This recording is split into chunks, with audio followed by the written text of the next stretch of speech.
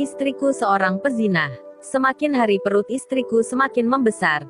Jika ku tebak kehamilannya kira-kira 6 bulanan.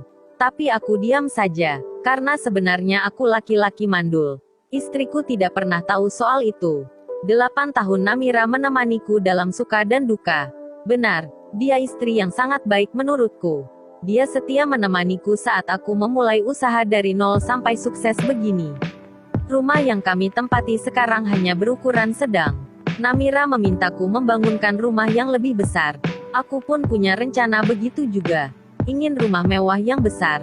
Kami membangun rumah itu tepat di sebelah rumah kami. Hanya berjarak 5 meter saja. Bahan bangunan dan tukang bangunan sudah siap. Proses pembangunan pun sudah dimulai. Setelah pembangunan rumah mencapai 75%, disitulah aku mengetahui Namira hamil. Awalnya aku bahagia. Kukira ada keajaiban. Hingga aku memeriksa ke dokter dan hasilnya masih sama. Ini berawal saat aku bermain bola dulu. Hantaman bola begitu keras menuju kemaluanku. Hingga pecah salah satu biji zakarku. Namira, dia seorang janda anak satu. Aku menikahinya karena menurutku dia sudah punya anak. Jadi anaknya yang berusia 5 tahun ku minta untuk tinggal bersama kami. Tapi, Namira malah memberikannya pada mantan suaminya. Namira tidak pernah ku kasih tahu soal itu. Dan dia pun tak pernah mempermasalahkan kenapa dia belum hamil-hamil juga. Namira, dia istri yang sangat romantis. Kemana-mana kami selalu bersama. Orang tuanya sangat baik padaku. Hingga ku bangunkan rumah yang bagus buat mertuaku. Sebenarnya aku tidak keberatan dengan kehamilan Namira. Walau sedikit kecewa, aku hanya penasaran siapa ayah anak itu. Tapi, Namira sepertinya biasa-biasa saja. Hampir tak pernah keluar rumah. Hari ini acara 7 bulanan kandungan Namira. Aku dan Namira menyambutnya dengan sukacita. Aku berharap anak yang dikandungnya adalah perempuan. Acara semakin ramai karena seluruh tukang bangunan rumah di samping juga ikut serta. Kulihat seorang laki-laki yang memperhatikan perut istriku dengan sangat tajam. Kukira dia akan melakukan hal-hal mistis. Tapi, Namira membalasnya dengan senyuman. Mata mereka bertatapan dalam. Aku berusaha menenangkan hatiku. Sebelum aku melihat dengan mata kepalaku sendiri. Asteris asteris asteris asteris asteris. Hari ini adalah kelahiran putriku. Namira melahirkan dengan normal. Tapi, Namira tidak mau menyusuinya. Aku sangat kecewa. Kenapa dia sangat tega? Aku pun merawat putri kecil yang mungil itu. Ku namai dia Mawar, bunga yang cantik dan berduri, agar tak sembarangan orang memetiknya. Berharap Mawar menjadi masa depanku di hari tua. Usia Mawar baru 2 bulan. Namun, Namira sangat cuek. Dia malah sering ke bangunan rumah yang hampir selesai. Ku gendong Mawar, dan ku ajak jalan-jalan ke bangunan rumah. Aku melihat semua sunyi, karena jam makan siang para tukang. Mereka pulang ke rumah masing-masing dan ada juga yang makan berkumpul di depan di sini. Aku menelusuri ruang demi ruang. Hatiku sangat senang, karena kerjaan mereka sangat rapi. Ku teruskan langkahku ke belakang. Kulihat satu kamar yang tertutup dari semua kamar yang pintunya terbuka. Aku pun membukanya perlahan, dan ku dengar suara rintihan kecil khas istriku. Aku mengintipnya dari pintu yang masih terbuka sedikit. Kulihat pemandangan yang sangat mencabik-cabik hati dan harga diriku. Istriku dan tukang bangunan sedang memadu kasih. Jujur saja hati ini sangat sakit. Tapi aku tak bisa gegabah. Aku takut jika nanti Namira meminta cerai dan akan membawa Mawar. Karena aku sangat menyayangi Mawar. Aku pun meninggalkan mereka yang sedang asik. Kutidurkan Mawar yang sudah mulai mengantuk. Aku termenung dan menangis. Ku dengar suara langkah kaki Namira masuk. Dia pun menghampiriku. Kulihat rambutnya yang kusut berair karena keringat. Ingin sekali tanganku ini memukulnya. Tapi kusabarkan lagi. Aku pura-pura tidak tahu apa-apa. Malam ini, Mawar digendong Namira. Aku pun memandanginya. Apakah Namira bisa berubah? Begitu berat sesak di hati ini, hingga aku ketiduran. Aku pun terbangun dengar suara Mawar menangis. Kulihat sudah jam 11 malam, Namira tak ada. Aku pun mendiamkan dan mengayun Mawar. Setelah dia diam aku mencari Namira. Hatiku sudah panas. Pikiranku mengarah ke perzinahan Namira. Kulangkahkan kakiku ke rumah sebelah. Kulihat banyak tiner terletak dalam botol. Dengan gemetar tanganku meraih beberapa botol tiner. Kubuka perlahan. Kuteruskan langkahku ke kamar itu. Jelas saja, darahku semakin mendidih mendengar desahan mereka. Kutendang pintunya hingga terbuka. Begitu gelap, tak terlihat ada orang. Tapi tanganku langsung menyiramkan tiner tadi. Tak tahu ke arah mana, sampai habis beberapa botol. Setelah itu kunyalakan korek gas dan melemparnya. Kulihat api dengan cepatnya merambat dan terlihat wajah terkejut istriku dan selingkuhannya.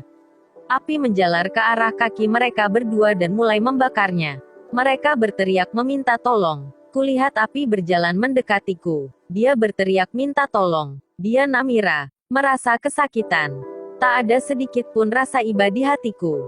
Kulihat laki-laki itu mulai memukul-mukul api tapi malah kusiram lagi dengan sisanya. Mulai tercium bau gosong rambutnya. Orang-orang pun datang, dan segera menyiramnya.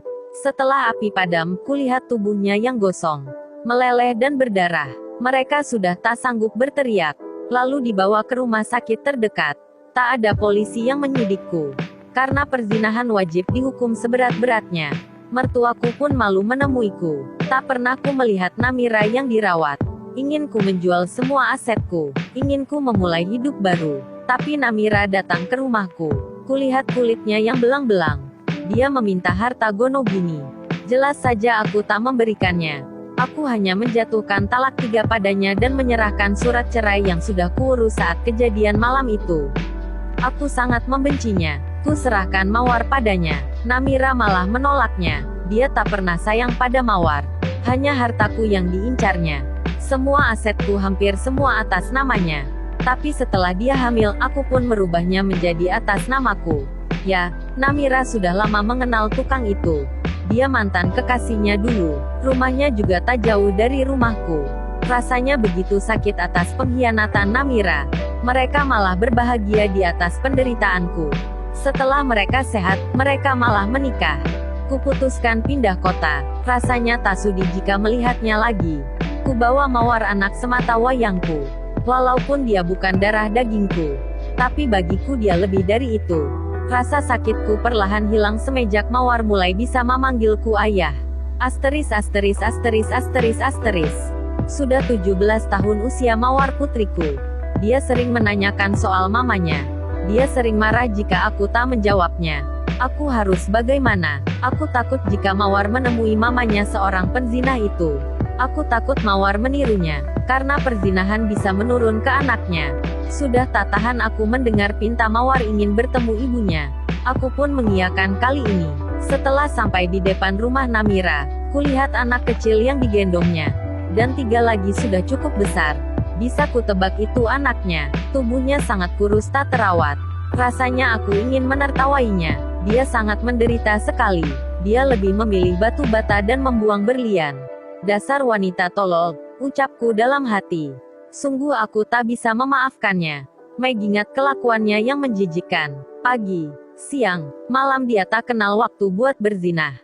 Seketika hatiku memanas. Kutunjukkan Namira pada Mawar. Itu ibumu, nak. Ayah, ibu sangat cantik. Tapi kenapa kulitnya begitu ya? Dulu ayah membakar ibumu. Pantas saja ibu meninggalkan ayah.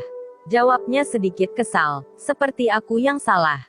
Ibumu selingkuh. Benarkah ya? Dia bukan ibu yang baik. Makanya ayah tak suka jika Mawar menemuinya. Tak terasa air mataku jatuh. Maafkan Mawar ya. Yah, harusnya Mawar tak meminta menemui ibu.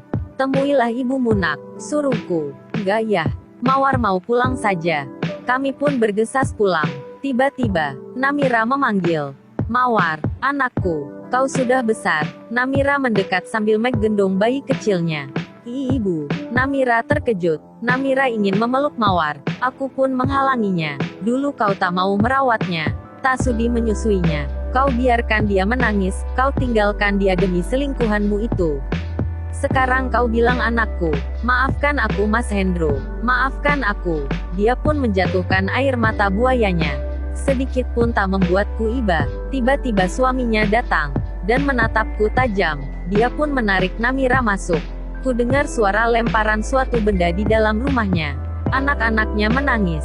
Aku pun pergi meninggalkan rumah Namira. Di jalanku menceritakan laki-laki tadi adalah selingkuhan ibunya dulu. Soal dia adalah ayah kandung Mawar. Aku belum bisa mengatakan itu. Hari-hariku jalani bahagia bersama Mawar. Mawar putriku yang sangat baik. Dia anak yang soleha dan patuh. Semoga aku bisa jadi ayah dan ibu yang baik untuknya. Jangan lupa like, komen, dan subscribe.